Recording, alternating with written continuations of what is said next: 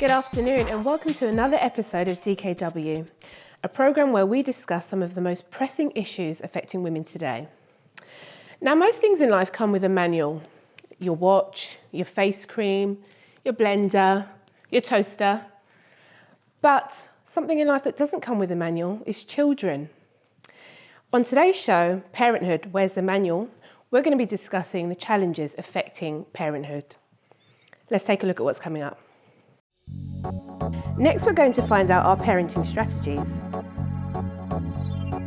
At 4:15, find out what people on the streets of London think with Jennifer Long. At 4:20, see Patricia and her daughter having fun at Chessington World of Adventures.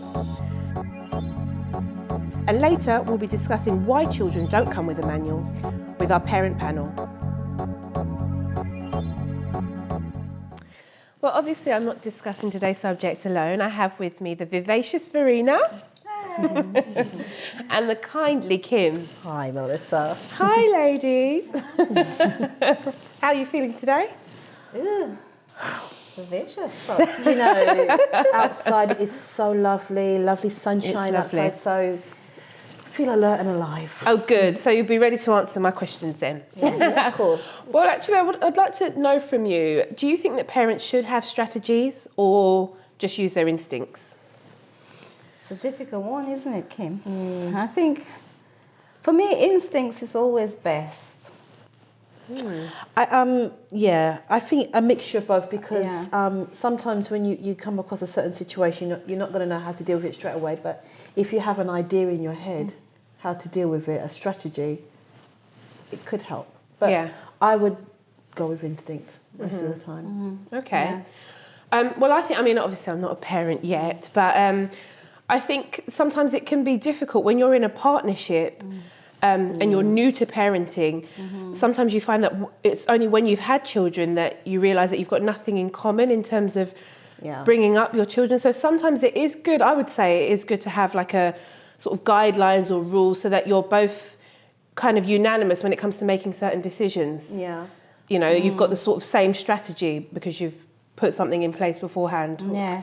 But you will find with parenting that even if you do have a plan beforehand, you always find that you will never be able to stick to your plan. Sometimes, most of the time, it's like, okay, this doesn't work here, let's get rid of this, and what do we do from here? Okay. And I think particularly with things like discipline, depending on how you've been brought up, you're going to have different ideas of how you should discipline your children. That's always a big one. Yeah, without doubt. Yeah. Well, I'm going to ask you some questions now, so let's see how much we agree on when it comes to parenting strategies. Okay. So first one, at what age should you let your child cry through the night so that they learn to sleep on their own? Oh, that's a difficult. At what age? Yeah. Oh, I had a child who never used to sleep at nights. I mean, he literally just cried, and in the end, I ended up having to put him in my bed just so I can get some sleep. So I think it's really difficult. It's something that parents would know individually. It's not something that you can decide collectively. Right. It's not sort of a blanket policy. There's no blanket policy for that. It depends on... Children can be spoiled at a very early age, and you need to be careful that you not allowing your child to go to sleep on her own or on his own because you don't want them to cry, that you're spoiling them. You're setting yourself up for a huge problem later on. It's kind of difficult though, because then it's really knowing how to balance, because then it's like you also feel bad if you're just letting them scream away, and then you just kind of feel like, oh, I'm trying to discipline them so that they can get to understanding about sleeping on their own, but then I feel like maybe I'm neglecting them in a way because they're screaming their head off and I'm just ignoring them. You would need to discipline. I'm just thinking about my granddaughter. She's so disciplined. You know, she's only one, and when I have her for the weekends, I just put her in a cot and I say, go to sleep now. And she just lie there and go to sleep. Bless her. I do know that granddaughter. I mean, the other day when she had to go to bed, she screamed her head off. That's the thing. But some children will not do that. Yeah. No. And I think I I would say it's always a good idea to discipline them from young. From an early age. Because when they get older, then you have all this crying and throwing tantrums and not wanting to listen and all of that. So if you train them when they're very young, then you're more likely to have them stabilize when they get to about 2 or 3. They just know the routine and just fall into the routine. I mean, I think with my son, my daughter never cried throughout the night. My son, he used to do it, and I remember the one day I did try to do that policy, you know, letting them cry throughout the night. He threw himself out the cot. How old was he at that time? He couldn't walk, so he must have been about between 1 and 2. But he actually leaned over the cot. He cried so much, he leaned over the cot and he threw himself onto the floor. I was standing by the door, I was watching. So I have to say, I've never allowed my children to cry throughout the night. What I've done is made them get tired enough that they would sleep. Okay, so... Okay, right, well, next question. What time should a 12-year-old go to bed? 12-year-old. Well, I'll take for my example. A 12-year-old child, you've got school the next day. I think 9 o'clock is the latest. I mean, what are you doing up after 9 anyway? I'm sure I remember being 12. I'm sure I remember being 12 and being in bed when it was still sun shining outside and everything. 9 o'clock, that's way past your bedtime. Oh my goodness, my daughter is 12. See, it's very difficult in my house because my daughter is 12 and my son is 16, and they want to go to bed at the same time. I wanted them to go to bed at 9, but my husband kind of overruled me one day, and he allowed them to go to bed at 10. Okay. But I always say to them, I say, if you go to your bed at 10, when I wake you up in the morning, you better get up. So that's how it works. Okay. All right, next question. At what age should you have the facts of life talk? I'm guessing that's the birds and the bees. The birds and the bees. Do you know, I never had that talk with my children. Do you know why? Because of what happens on TV these days, I've never had to. They've kind of always, they've picked it up as they've gone along. I know they had it at school when they were about, 8, I think it was. But I never had to sit down and talk about the birds and the bees. I think there's little questions sometimes that they would ask me that they probably didn't quite know the answer to, but I never sat down and had that conversation. I think it's an individual thing for individual parents to decide on, because it depends on your principles. And what you feel is best. Now, I wouldn't want anybody to tell my children about the birds and the bees at the age of 8. You know, for me, that's just too young. I just want my child to be innocent at 8 years old and just be an innocent child and play with whatever you do as a 8-year-old. I think for me, when, for example, a girl, when she has her first period, I think it's a good time to actually sit with her. I remember doing that with my girls and tell her, what the period is about, what could mean, explain all the things that you should explain. I think that's a good age to do that.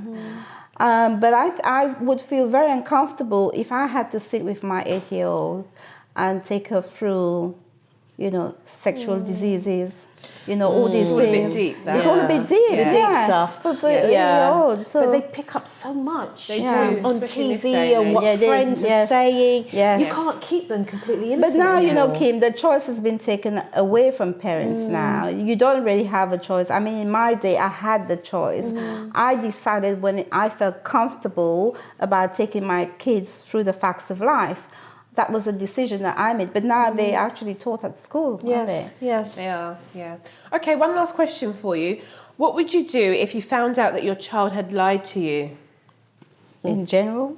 Yeah. What action would you take? What action? Oh, dear. Well, I wouldn't be impressed. Would you, Kim? No, I wouldn't be impressed. I think my children know one of the things I hate more than anything is lies. Yeah. And for me, when you lie, you're going to get punished. But if you don't tell me and I find out, the punishment is worse. Right. So I say to them, come clean, you're going to get in trouble. But if I find out that you've lied and you haven't told me, your punishment would be worse. So if they tell me the truth, the punishment is less. Yeah. If they lie and then they come and tell me the truth, the punishment is less than if I found out. Yeah, I think it's like that in life in general. Like even with a partner, etc., it's always worse when you have to find out when they've not confessed to you. Yeah. Okay, I think we do have time for just one more quick question. Should you send your kids to private school? Well, yes, I think you can. I think everybody should if they can afford it. Personally, if I had the choice and I had the money, I would. I did with one of my daughters, you know, because at the time I was able to afford sending her to a private school, and now I can actually see the rewards of that. So I would recommend it to those who can afford it. But if you can't afford it, our state schools are very good. Yeah, I mean, I went to private school, but would I say that the children and the teachers were better than any other kind of school? Not necessarily. The same kind of discipline problems and naughty children you find in schools that are not private, you find them in the private school. It's a choice as a child, I would always say. Interesting. All right, well, we're going to go to a quick break, but before we go, let's find out from Jennifer Lon what the people in the streets of London think.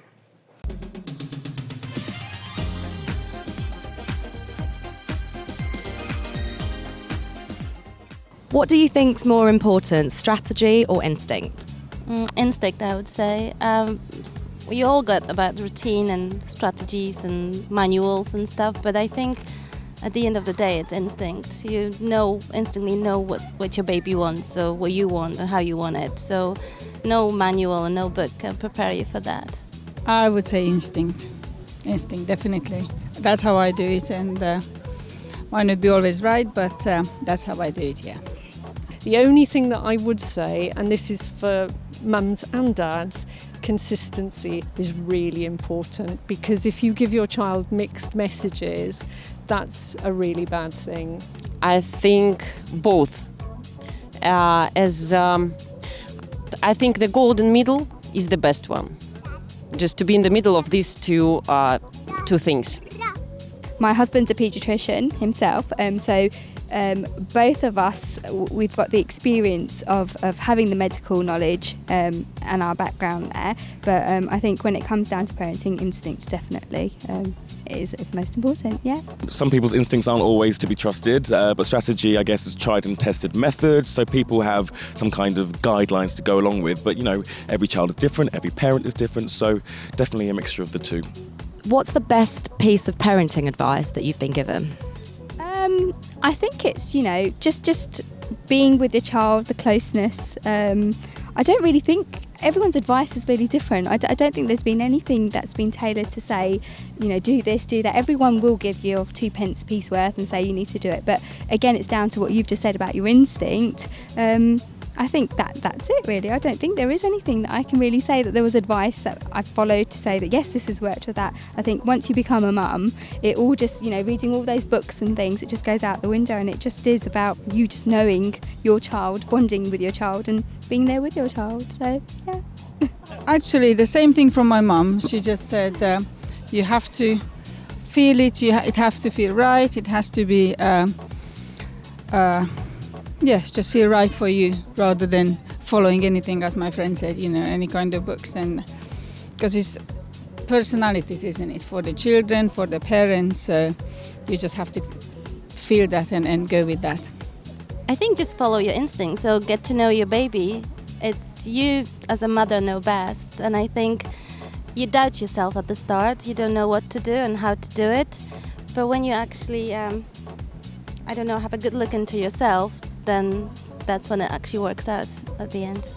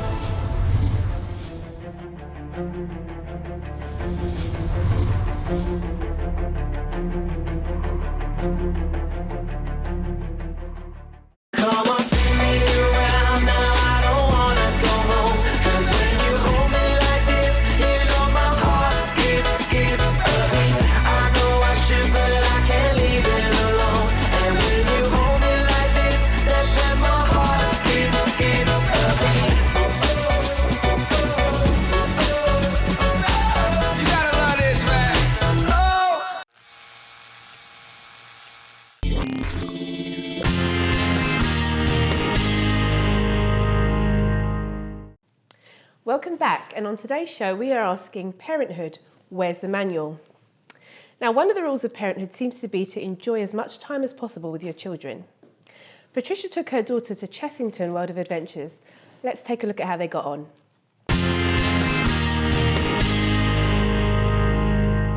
All right, so we are here this morning at the Chessington World of Adventures. Myself and Isabella, looking forward to spend some quality time together, having fun, going on rides, seeing everything that Chessington has to offer. And we are standing here next to the penguins. Chessington are doing this Year of the Penguins, and from having been here before, we've watched some of the Madagascar plays, haven't we, Isabella? Do you remember the Madagascar play? Yeah. Yeah? And is there any ride you are looking forward to go on? Probably the big boat ride where you have to go up, and then you go really fast down. The boat ride, yeah, I'm looking forward to that one as well. We can do some splashing, yeah? All right, so come with us and see what Chessington has to offer.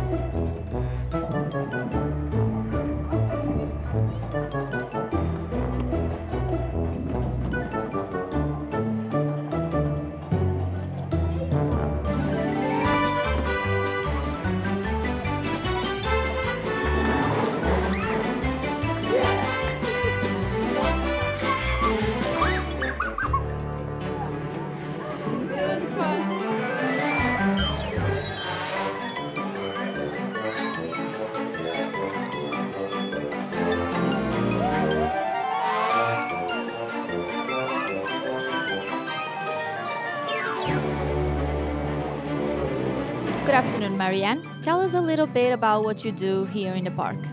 Okay, so I'm Marianne McGoldrick. I'm the marketing director here at Chessington World of Adventures Resort. I'm responsible for developing all the new products, attractions, animal experiences to make sure that people who come onto park have a fantastic day. Every year we have a program of new news and events. Last year, for example, we had new Scorpion Express ride, which is a great family roller coaster. This year we had Year of the Penguins with a new show and obviously a new penguins enclosure. Next year, who knows? I'm working on that as we speak, but it'll sure to be something really good fun for the whole family. Tell us a little bit about what is it that you like the most about with the work that you do here. What I love is seeing the impact on people's faces of the things that I do every day. So, for example, Penguin Bay here, seeing the look on children's faces when they come, hear about the penguins, see the penguins having fun in the water, it really hits home that actually you're doing something that's fun and memorable. And we're all about creating those memorable experiences for the whole family, no matter what age you are, girl or boy. We feel we have something for everybody, and seeing smiles on those kids' faces and tired out after a great day out is a great satisfaction for me. It's amazing. Thank you very much. So what would you have to say for those children that are watching you? Is Chessington a good place to come? Yes, it's a very good place. So if you're looking for somewhere to go on holiday, you should come here. Definitely.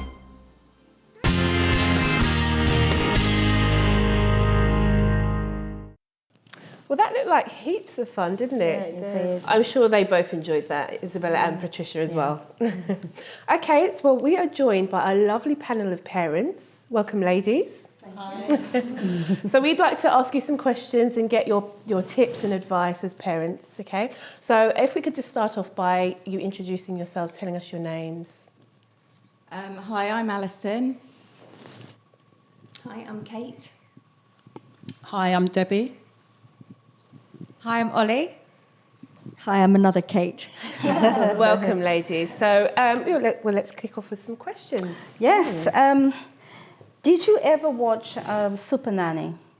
And what do you think of the Naughty Step as a parenting tool? Do you want to answer that one? Yeah. Well, I don't really believe in the naughty step because I think that is starting out calling someone naughty, or they will associate their behaviour with naughtiness. And I just think everybody's the way they are. I just don't like the word naughty, I don't think.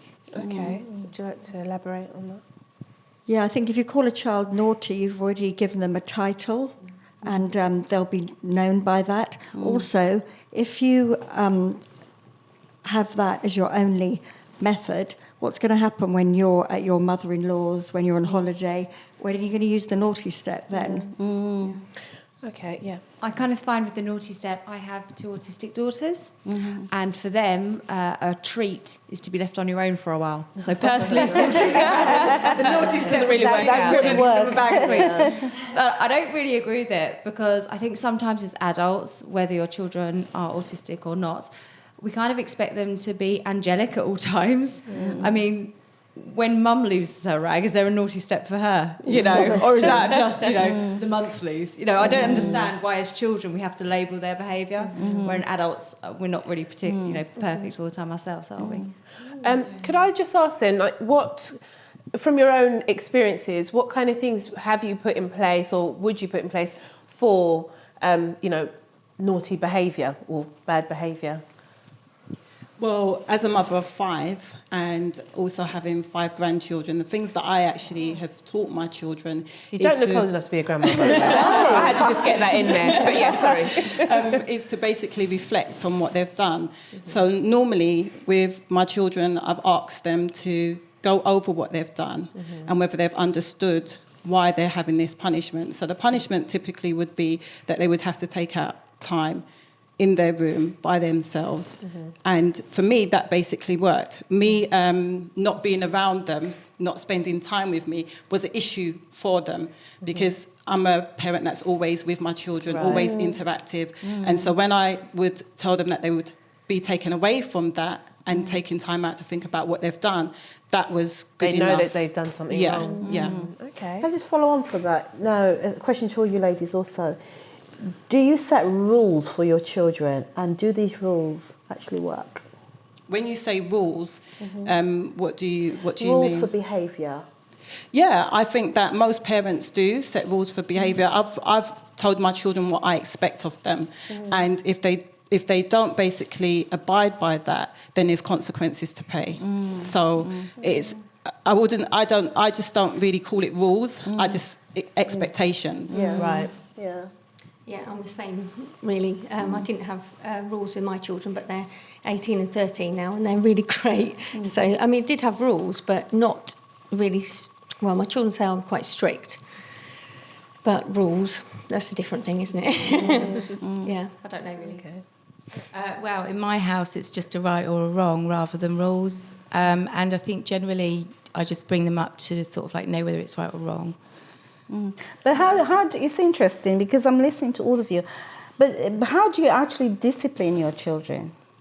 Like, what happens when they do something wrong, for example? Let's say you set a rule that, okay, they've broken. Yeah, you don't eat a biscuit after you've had your dinner, for example. How would you do, and you set this rule because you want to look at their sugar intake, for example. How would you set that rule, and when they break it, what do you do? Well, do you want to answer? Yeah. I'm a bit unconventional because I don't actually do anything, really. I'm a bit unconventional too because I kind of think there are a lot more bigger battles than if they've had a biscuit afterwards, for example. I think there are bigger battles to fight than biscuits. They'll probably need a filling. You know, that's a consequence of having too many biscuits. We'll go to the dentist after a filling. They'll probably think, oh, maybe I won't have, 8 biscuits after my tea. But instead of having rules, I try to look at positive reinforcement. So instead of constantly going, don't do this, don't do that, I hate it when people say, this is what I don't want to do. I like it when people say to me, this is what I would like to do. Because I think it's better to give solutions than to give hurdles. So I try to, if they have, sticker charts, positive reinforcement, always make sure that I praise them when they're not expecting it. So it's a self-esteem thing. And with the bad behaviour, I mean, I think it's very different when you have autistic children as well, because their behaviour is a form of communication. Yes. But unwanted behaviour, I try to ignore it, or at least kind of be a detective and find out why that behaviour occurred in the first place, 9 times out of 10 it will be my fault anyway. So I just try to concentrate on the good and try and sweep the unwanted behaviour under the carpet or try and support it, really. Yeah, going back to the biscuit thing, I think if you don't want them to eat biscuits after dinner, don't buy biscuits. You know, that's my solution. I think biscuits was just an example. I know, I'm just saying. But it happens with lots of things. You know, my kid watches too many videos. My kid does too many videos. But you buy them. You know, why are they there? If you don't want them to do a behaviour, I'm not saying take it away entirely, but then have some kind of... scheme set out, or like you say, expectations set out, like we don't do that on school days, or we don't do that after dinner. You know, you can do it with your friends when you come home from school, but we don't do it, afterwards. That's a different time. It's family time, or it's reading time, or it's set out another agenda for that period of time, so they won't be looking for things to do. So you've got rules. And you say, for example, we don't do this before dinner. And if they say, well, I do want to do this before dinner, and it's against your rules which you've set, how do you deal with that? I don't really call them rules. You know, there's always a good an optimum time for doing any activity. So there's a play time, there's a homework time. You know, if you let your kids come in and start on video games every day after school, when's the homework going to get done? You know, there is an optimum time, and they should be respecting, their teachers and you by doing that. It's not even a rule, it's just something that needs to be done. And the best time to do that is when they're fresh, earlier on, until it becomes an issue and they're tired and late at night, and then it doesn't get done. Yeah. But, sometimes children will be... they will want to just have things their own way, and they will be rebellious. They will be rebellious, and they will say, why do I want to do this now? I mean, how do you deal with that kind of behaviour? Well, for my children, I always tell them the flip side of the coin. So I was sharing with the ladies in the green room that two of my children were teenage parents. And I've got 5 children. The latter 3 are not teenage parents. And what I did, I changed certain things about myself, the way that I approach things. But what I did with the latter 3 was I told them the outcome, what the outcome would be. So I don't necessarily say to them, don't do it. I told them what the outcome will be, and then I leave them. I give them the tools to make a choice, and if they make the wrong choice, then they know that there's a consequence. They know the consequences. That's right, and it varies. It depends on what they've done. I don't believe in, the punishment don't fit the crime. So you take away their phone, you take away the games. They're not allowed out. Sometimes some parents can overdo it. You have to make the punishment fit the crime. Right. Yeah. Okay, well, we're going to go to a quick break now, but stick with us because we are going to be delving deeper into this issue with our fabulous panel.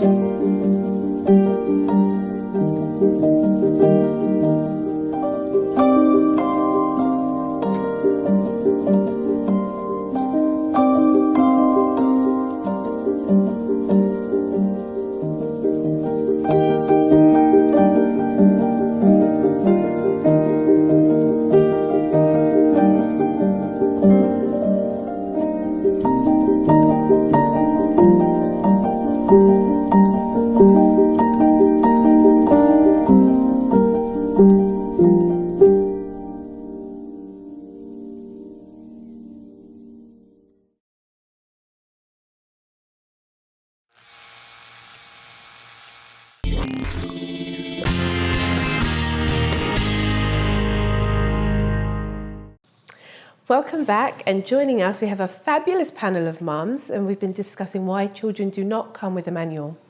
So mums, welcome back. I would like to ask you, how do you encourage your children to talk to you and tell the truth? I will start off by saying that I have a relationship. I've formed a relationship with my children over years. So the way that I show them that I'm their mum, but I'm also human, that I actually do make mistakes. And so because I've done that, my children feel okay and that it's acceptable to come to me when they've made mistakes, when they've made errors. They're able to come and speak to me. And I have a really good relationship with my children, fortunately. So I think it's about letting them know that you're human as well, rather than, and that you do make mistakes, and it's okay to come and explain that they've made mistakes too. Okay. I think it's about not being judgmental. So when they do come and talk to you about things, it's quite important to listen. It might not be what you want to hear, but it's actually, if you don't show shock or surprise, or just letting them know that they can come and talk to you. Both my boys talk to me quite a lot. My youngest one, he said it's because he felt comfortable, that he knew I wouldn't really have a go at something. It's about understanding them and knowing how they tick, isn't it? Yeah. So... well, I generally just sort of instinctually can tell as well when there's something wrong. So I'll just sort of quietly say to them, how's school? Or is there anything on your mind that you want to tell me? And just gradually sort of feed through that way, but also keep encouraging them to talk to you just about, all sorts of things, really, just getting to know them. Yeah. I think mums do know in a very strange way, and I can remember my mum always saying, "Well, I knew anyway," So yeah, there is an instinct there, but also I think if you do have a problem, sometimes you need to speak to someone. Well, like you said, Kate, not to show shock or surprise of what they're telling you, because if you've got a really big problem, the last thing you want is somebody else emotionally invested in that problem to then add to your problem with, be it guilt or frustration. So it's very hard, isn't it, to just kind of put that face on and just take it all in, really, and then afterwards have a little cry or something when they're not looking. But it's, again, not adding to that problem. We're just pretending to be a lot stronger than we are, I guess. Yeah, I was going to say similar things along the lines of it's really important to make time to listen to your children so that they can actually come to you and know that you're going to listen without being distracted by other things going on, so that it really is a heart-to-heart, and also not to overreact, and to let them know that when they do tell lies, that there are consequences. And I always say to my kids that, telling lies, the truth's going to come out anyway, so why not just tell the truth in the beginning, and we can sort out the problem and try and find a resolution. Yes, I agree, yeah. Yes. Should you make your children the centre of your attention? Well, honestly, I don't. So,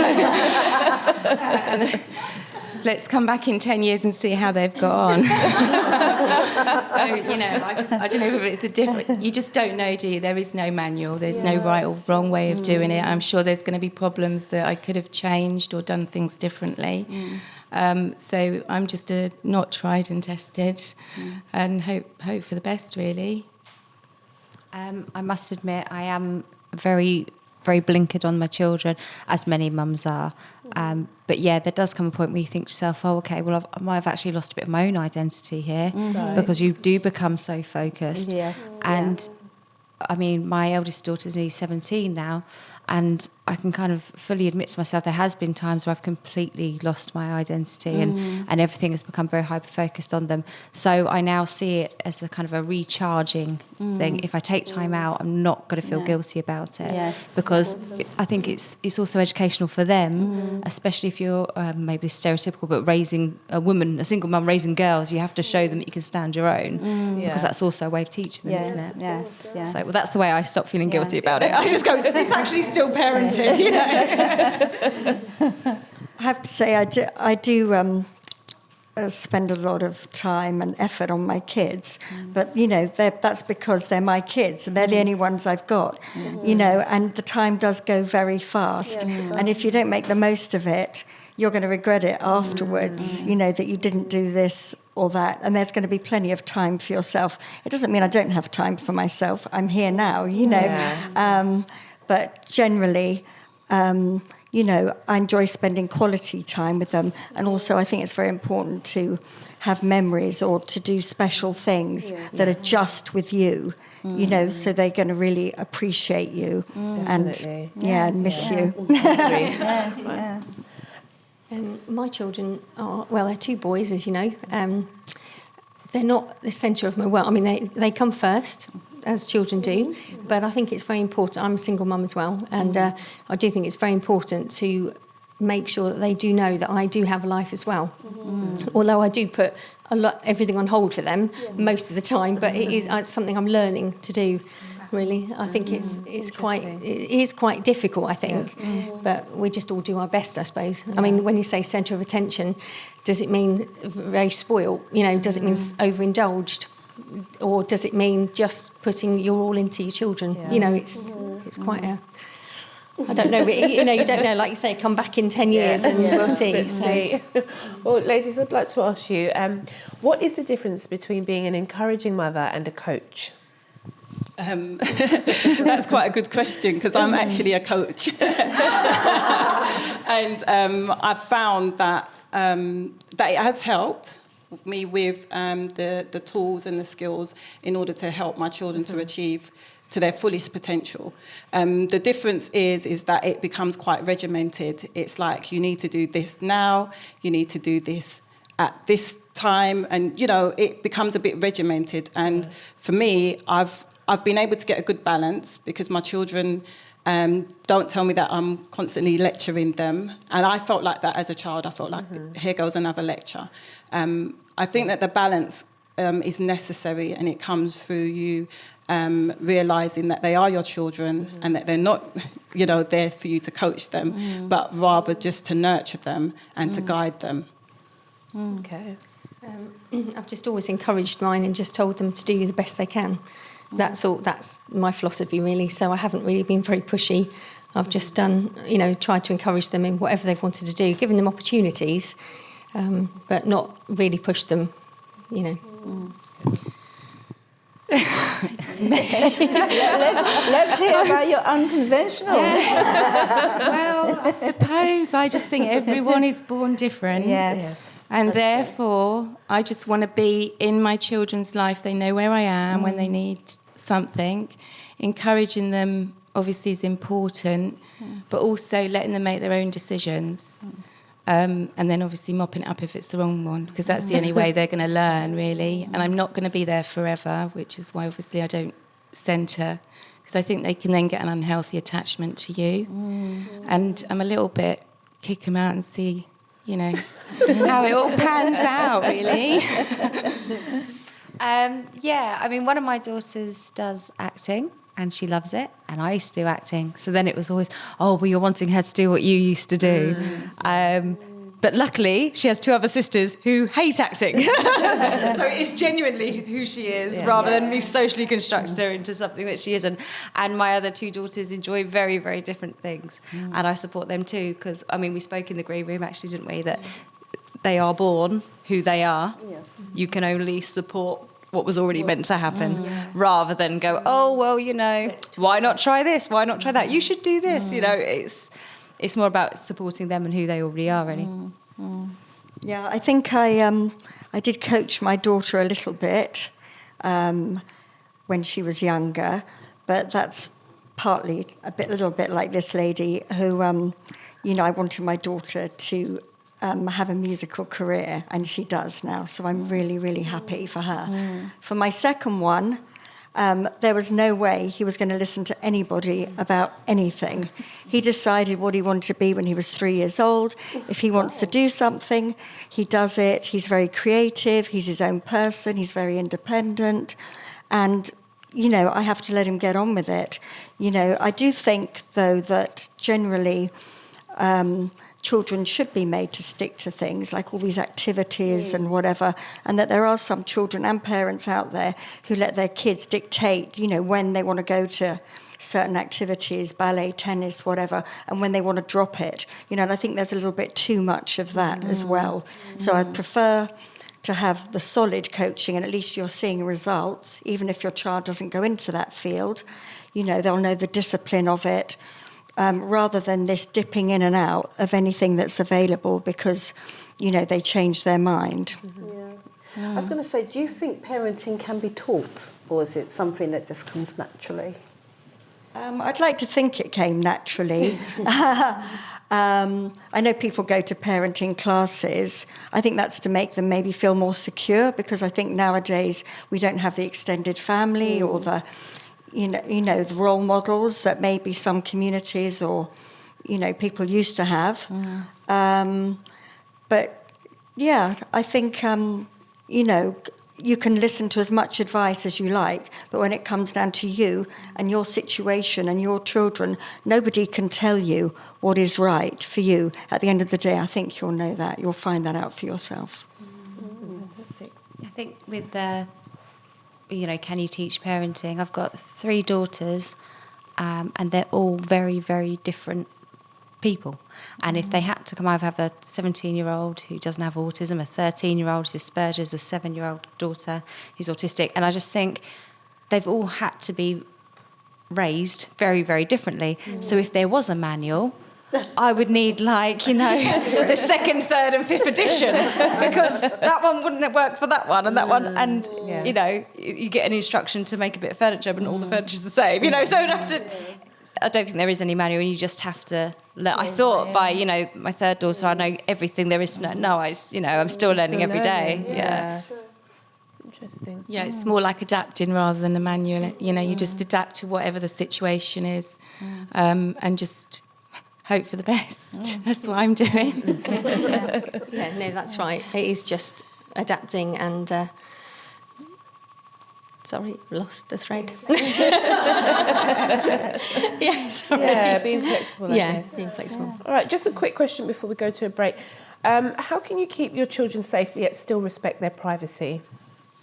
I think that goes like with the internet, because a lot of children on the internet and not basically knowing who they're talking to and so forth. For myself, my youngest is 17. My oldest is 29 now, so the internet wasn't so big back when my son was, when my oldest son was young. But with my children, I have taught them and given them the tools necessary to know that this isn't the way that you do things. So I've protected my children in probably not a conventional way how my parents protected us. It was just like they would throw us into the deep end and let you swim. But with my children, I've taught them, shown them, and been actively there with them, showing them how to keep themselves safe. And I've found it to be challenging at times, but necessary, even though I'm not a parent that goes through a phone or anything like that. But I think because of relationship, I believe that they will tell me if they feel insecure about something. So I think it varies for each family, to be quite honest. Well, ladies, it's been great having you on. You've been a fantastic panel. Would you agree? Yes, It's been great. I've actually got some tips from you and learnt quite a bit, actually, for the future.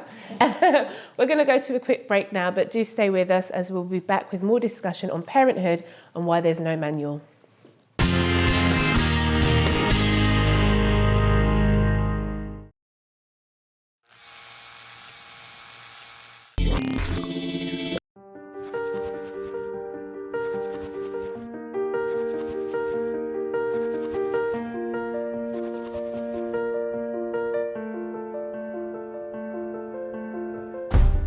People normally think that there's no greater influence as powerful as Hollywood, but I beg to differ, because Godlywood is really making its mark in the world. Now, for those of you that don't know, Godlywood is an initiative aiming to lead women of all ages to become exemplary women of God. We teach women how to make a positive impact in their own lives and their families through monthly tasks and meetings. And one of the great things about Godlywood as well is that we also learn to be giving, so we go out and help our communities. And one of the ways we do that in the UK through regular visits to elderly homes to pamper them and to keep them company. We also have regular events to help abused women, and we have many more plans to help our community. I ended up overcoming lots of insecurities and bad habits, and I've grown so much. And one of the things that I finally beat was the shyness that I had, and I'm doing things that I never ever imagined that I would be doing. And we have many more plans to help our community. So to summarise everything, Godlywood really changes lives, and I'm so privileged to be a part of it.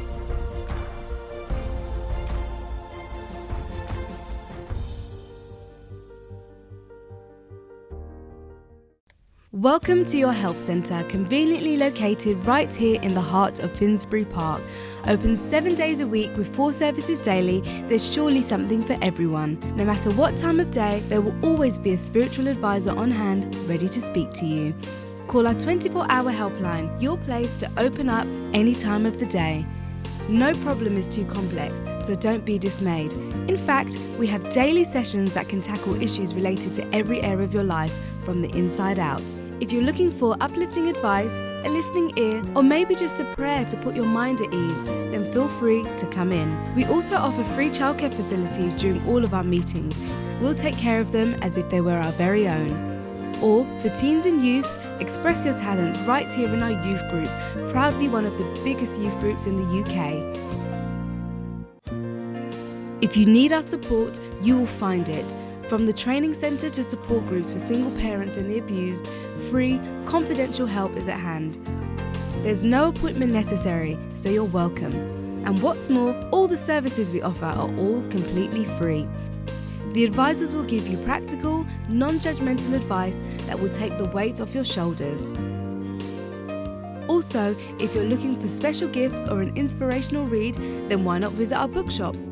We have a comprehensive range of thought-provoking literature at great prices.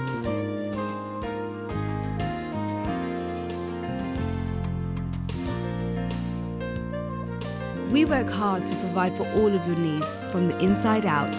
Helping people is what drives us, so you're welcome.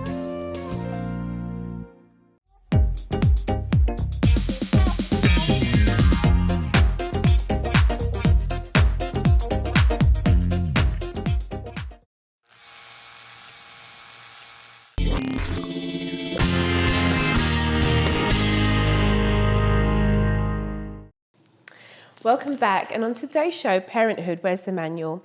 We've been talking to our fabulous panel about their tips and hints on parenting. Now, although I'm not a parent, I found it very insightful. What did you think, ladies? Did you agree with what the mothers had to say? Yes.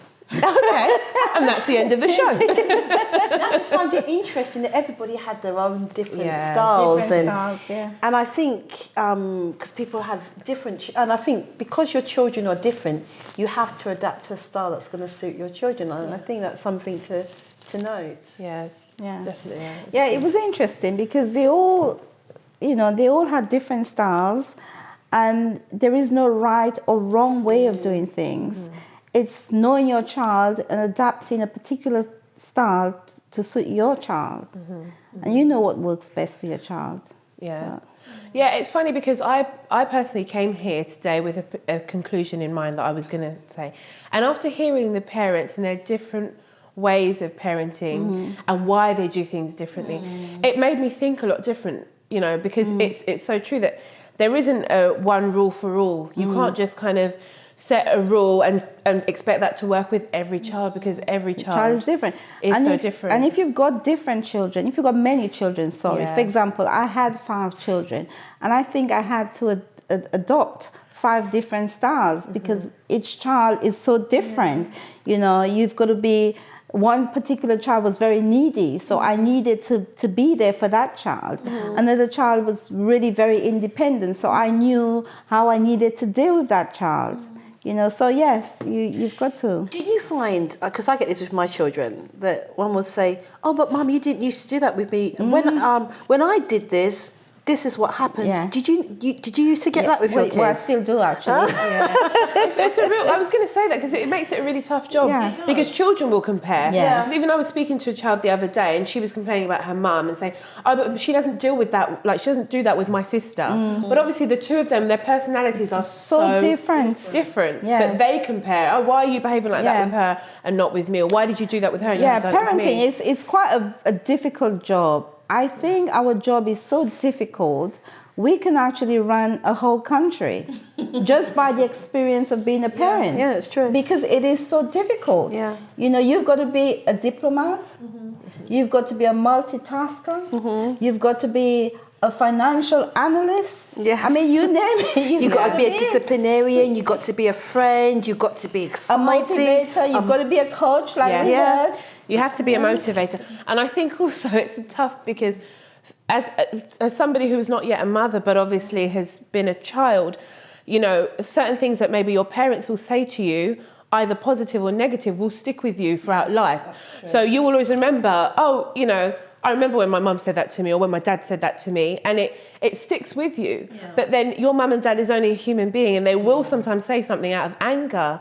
But because you hold them in such high esteem, it's like, I can't believe that they said that to me, and it stays with you. So it is a really tough job. Yeah, it is a tough job, and you know, sometimes you get it right, and sometimes you don't. And I often say to my kids, I know I've done the best.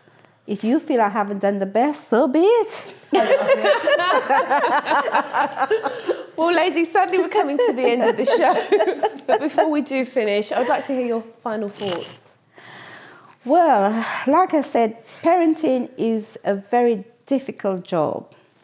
What I would say to parents is you do the best that you can do, because what you want to get out of your job of being a parent is to bring out the best in your children and for your children to be the best they can be. And how you can do that? You can do that by teaching them how to be disciplined. You've got to instill discipline. I don't get parents who would say to me, I don't want to discipline my child, because how would you teach them to be respectful members of society, to respect authorities, to not be rebellious, to be law-abiding citizens, to contribute to our society? How would you teach? It's always through discipline. So you've got to discipline your children. There are good ways of doing it and there are bad ways of doing it. But you've got to do it the good way. And just plod on. Because it's not something like we've heard. It's not something that you can learn. It's not a job that can be learned. You know, you take each day as it comes and you do the best you can do. I think the thoughts that I have when it comes to parenting, it's just like everything that you go through with your children, it's like anything that happens to them, if it's they're being told off at school, or if your child is not meeting their milestones at school, or if they're not developing the way that other children are developing, it makes you feel like it's happening to you. For example, if my child has had a bad report at school, I would feel like it's happening to me, or they're telling me my child is failing. It feels like it's actually happening to me. And I think sometimes as parents, even though we feel like it's happening to us, we have to always remember we are the parent. And our role is to help our children to improve, to be the best that they can. If our children fail, we cannot collapse. We need to rise above it, be strong for our children, and to help them to be the best that they can be, because there's no manual and it's difficult. But remember that whatever you say, whatever you do, your children are going to remember. So if you're angry, think twice before you say something. If you don't know what to say, then don't say anything. But always remember that whatever you teach your children, whatever values that you instill in your children, this is what's going to carry them through for the rest of their life, and it's going to make them the adults that they will one day become. And don't forget, your children are children, and you are the parent. Yes. You are the adult, and they are the children. And because I find a lot of parents make the mistake of thinking that their children are their peers, they are on the same level. They're not, they're children. And you've got to raise them to respect you as an adult. Well, I think, ladies, you've said it all. And as I said, I'm not a parent, but one thing I can say as a child and somebody who's been raised by, I'd say, a very good parent, is that whatever is instilled in your children at a young age, that will, as you've said, Kim, that will stay with them as they grow older. There are many things that raise children today: society, school, friends, even the media, unfortunately, plays a part in raising children today. But whatever's been instilled in your children as when they were younger, it will stay with them no matter what. When I was younger, I did become a bit rebellious, but there were certain morals that, were instilled in me by my mother that I would not go away from those morals. I would still, no matter how rebellious I became, I'd still remember that, no, my mum taught me to have this certain level of self-respect, and I'm not going to go away from that. So parenting is a very big and important job, and it's just like the panel of mums said today, there is no manual, there's no way of getting it right. Every single child is different, but what I can say is that when there is love and commitment, you are willing to then do what it takes to be the best parent that you can be.